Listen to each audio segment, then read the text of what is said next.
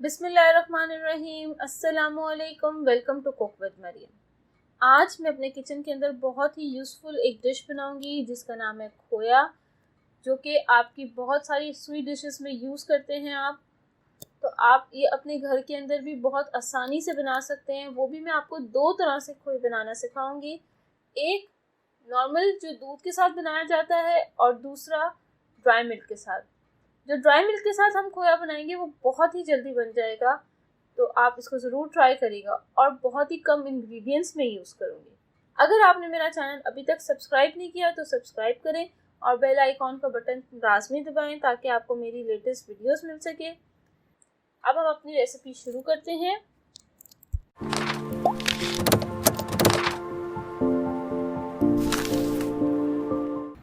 जो दो खोए मैं अपने किचन के अंदर बनाऊंगी उसका वेट भी मैं आपको बता देती हूँ कि जो एक खोया है वो 250 ग्राम्स बनेगा, जो कि 1 लीटर मिल्क के साथ बनाऊंगी मैं। और जो दूसरा ड्राई मिल्क के साथ यानी पाउडर मिल्क के साथ बनाऊंगी वो तकरीबन 300 ग्राम्स तक बनेगा। अब सबसे पहले जो है मैं आपको मिल्क के साथ खोया बनाना सिखाऊंगी। यहाँ पे मैंने एक पैन ले लिया है और 1 लीटर मिल्क इस पैन के अंदर मैं ऐड कर रही हूँ।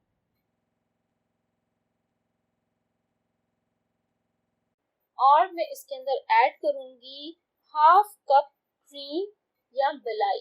मैं इसके अंदर हाफ कप मलाई ऐड कर रही हूँ, जो घर के अंदर मैंने स्टोर की हुई थी। नॉर्मली दूध जो आता है उसके ऊपर से जो मलाई उतरती है, ये वही मैंने स्टोर की हुई थी फ्रीजर के अंदर और वही मैं हाफ कप इसमें ऐड कर रही हूँ। अगर आपके पास ये अवेलेबल नहीं है तो आप इसकी जगह जो है क्रीम भी डाल सकते हैं हाफ कप। अब आपने इसको बहुत अच्छे से मिक्स करना है और इसका बॉईल आने का वेट करना है जब तक बहुत अच्छी तरीके से ये बॉईल ना आ जाए इसमें। अब ये देखिए बॉईल आना शुरू हो गया है। बस आपने ये ख्याल करना है कि ये दूध उबल के बाहर ना आ जाए। आपने इतनी फ्लेम रखनी है कि ये हल्का हल्का पकता रहे और हर 2-2 मिनट बाद आप इसमें स्पून चलाते रहेगा।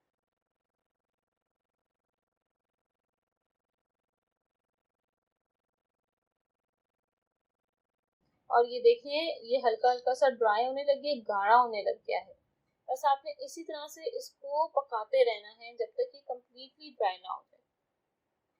ये देखिए ये ग्लास का बाउल है, इसके अंदर मैं जो है ये इसको इसके अंदर कन्वर्ट करूंगी। इसके ऊपर मैंने थोड़ी सी ऑयलिंग कर ली है। ऑयलिंग करने के बाद अब मैं इसके अंदर जो खोया है ये ऐड कर दूंगी। ये देखिए बिल्कुल जबरदस्त खोया रेडी हो गया है। आपको इसका टेक्सचर भी नजर आ रहा हो कितना जबरदस्त ये खोया रेडी हो गया। आप इसको इसी तरह से भी फ्रिज के अंदर स्टोर कर सकते हैं या फ्रीजर के अंदर, और इसको आप एक अच्छी सी शेप भी दे सकते हैं। इस तरह से कोई भी ओवल रेक्टेंगल कुछ भी आप शेप देना चाहें उसके अंदर आप इसको रख दें, डाल दें और इसको ऊपर से बहुत अच्छे से प्रेस कर लेंगे तो एक अच्छी सी शेप इसकी आ जाएगी। और ऑयलिंग की वजह से जो है खोया आराम से बाहर भी आ जाएगा। तो इसको अब मैं रख देती हूँ ठंडा करने के लिए थोड़ी देर के लिए, और जब तक मैं दूसरा जो है वो रेडी करती हूँ। अब हम जो है दूसरे खोए की तरफ चलते हैं। अब दूसरा खोया बनाने के लिए मैंने दोबारा से पैन ले लिया है। इसके अंदर जो है मैं ऐड कर रही हूँ वही बलाई जो मैंने आपको बताया था, जो मैं बलाई इकट्ठी करती हूँ घर के अंदर वही वाली है। 2 टेबल स्पून ये मैं डाल रही हूँ। अगर आपके पास ये नहीं है तो आप इसकी जगह 2 टेबल स्पून क्रीम भी ऐड कर सकते हैं। अब इसको हम गरम करेंगे और इसको मैं थोड़ा सा मेल्ट करूँगी। 1 कप मिल्क, ये नॉर्मल मिल्क जो आप यूज़ करते हैं घर में वही वाला मिल्क जो मैंने पहले भी यूज़ किया है। 1 कप सिर्फ इसमें डलेगा, इसमें 1 लीटर नहीं डलेगा। तो ये 1 कप मिल्क के साथ अब ये थोड़ा सा अगर सा ज़रा इसमें बॉईल आना शुरू हो जाए, अच्छे से मिक्स कर लें। मिक्स करने के बाद जो है ये देखें बॉईल आना शुरू हो गया है। अब इसके बाद जो है मैं इसके अंदर ऐड कर दूँगी 2 कप्स ऑफ पाउडर मिल्क। ये 2 कप्स ऑफ पाउडर मिल्क है, इसके अंदर ये मैंने ऐड कर दिया है। और अब इसको बहुत अच्छे से इसको आपने मिक्स करना है इसके साथ कि ताकि इसमें लम्स नहीं बने। तो आपने बहुत अच्छे से आपने इसको मिक्स करना है और ये बहुत जल्दी बन जाता है। ये उस जो हमने पहले बनाई थी उससे भी जल्दी ये बन जाएगा पाउडर मिल्क वाला। और इसका टेक्सचर भी बड़ा क्रीमी सा होता है। ये देखें, बस आपने इसी तरह से चम्मच चलाते रहना है और इसको मिक्स करते रहना है और विद इन 5 मिनट्स में जो है ये खोया रेडी हो जाएगा। और बस आप इसी तरह से स्पून चलाते रहें और इसको मिक्स करते रहें और ये एकदम से गाढ़ा हो जाएगा। ये देखिएगा गाढ़ा होना शुरू हो गया है।